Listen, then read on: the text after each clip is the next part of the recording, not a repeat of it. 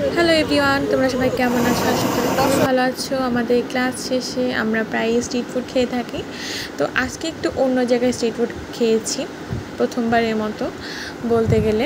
তো আমাদের ক্লাস শেষ করে আমরা সেমিনার হয়ে যাচ্ছিলাম। দেন আমাদের নতুন অডিটোরিয়াম একটু আপনাদের সাথে শেয়ার করলাম কেমন হয়েছে, যদিও আমরা এখানে এখনও ফাংশানে আমরা এখনও দেখতে পাইনি। তো এখানকার পরিবেশটা হচ্ছে এমন, নতুন একটা অডিটোরিয়াম হয়েছে ইডেন মহিলা কলেজে, সেটাই শেয়ার করছিলাম। অনেকগুলা এসি আছে, সাউন্ড সিস্টেম আছে, জাস্ট 2 তলা বিশিষ্ট, অনেক সুন্দর লাগছিল। তারপর আমরা একটু পুকুর পাড়ে যেয়ে বসি। পুকুরটাও এখন মোটামুটি কাজ চলছে, এখনও ঠিক হয়নি, তাই এখানে কিছুক্ষণ বসে থাকলাম। তারপর আমরা আমাদের গন্তব্যে দিয়ে গেলাম। একটু কাজ ছিল, সেই কাজের পাশাপাশি ডিউতে গিয়েছিলাম। ডিউয়ের পাশাপাশি সামনে ছিল সোহরাওয়ার্দী উদ্যান, ওখানে অনেকগুলো নাকি স্ট্রিট ফুড হয়েছে। ইউটিউবে ঢুকলে শুধু স্ট্রিট ফুডের ভিডিও দেখি, তাই ওখানেই গিয়েছি। অবশ্য এখানে বিকেলবেলায় আসলে ভালো হতো, কিন্তু আমাদের কাছে এতটা সময় নেই। আমরা দেন ডিসাইড করলাম ওখানেই যাব। ওখানে যে আমার পরিবেশটা খুব একটা ভালো লাগেনি, যতটা ভিডিওতে দেখায়। আমি একটু রিয়েল ভিডিওটা আপনাদের শেয়ার করার ট্রাই করছি। আমরা ওখানকার ভাইরাল মোমো নিয়ে নিলাম। 7 পিস মোমো ছিল 100 টাকা।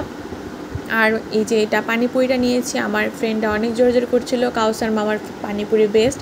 আমরা অবশ্য ভাইরাল জিনিসটাকে একটু অ্যাভয়েড করার ট্রাই করি, তারপরেও অ্যাভয়েড করতে পারলাম না, তারা নিয়ে আসলো। আর আমি এটা খেতে চাইছিলাম, কিন্তু এটা আশানুরূপ এতটা ভালো লাগেনি। এখানে 20 টাকা নিয়েছিল, নারকেল, মুড়ি আর এক্সেট্রা আরও কিছু দেওয়া ছিল।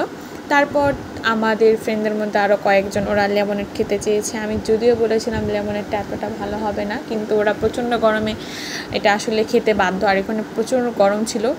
আর এখানে যে বিষয়টা দেখতে পেয়েছি, বেশিরভাগ দেখা যাচ্ছে কলেজের বা স্কুলের বেশিরভাগ মানুষ। এই টাইমটাতে অবভিয়াসলি দুপুরবেলায় অন্য কেউ থাকবে না।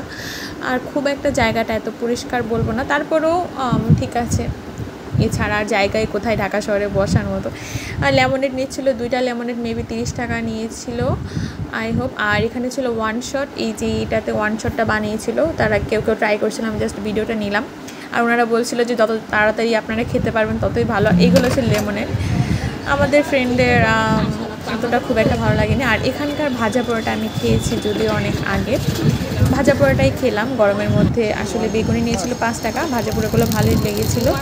আর মাশরুম ফ্রাই খেয়েছি হচ্ছে 10 টাকা, মানে বেগুনি বাদে যা আছে সবই মোটামুটি 10 টাকা করে। টকটা নিতে গিয়ে আমি খুবই দেখলাম এতটা বেশি। তারপরও স্ট্রিট ফুড হিসেবে খারাপ না, কিন্তু জায়গাটা আরেকটু পরিষ্কার থাকলে ভালো হতো। এখানকার অনেক মানুষ ছিল, অনেক ফুড ব্লগার বা ক্যামেরা নিয়েও এখানে এসেছিলো। যাই হোক, আমিও একটু ভিডিও করে নিলাম, আপনাদের শেয়ার করলাম বিষয়টা হচ্ছে রিয়েল ভাইবটা কেমন। আর বিকালবেলা আসলে হয়তো বা ওখানে আরও বেশি ভালো লাগতো। পিৎজা ছিল, চুরি ছিল।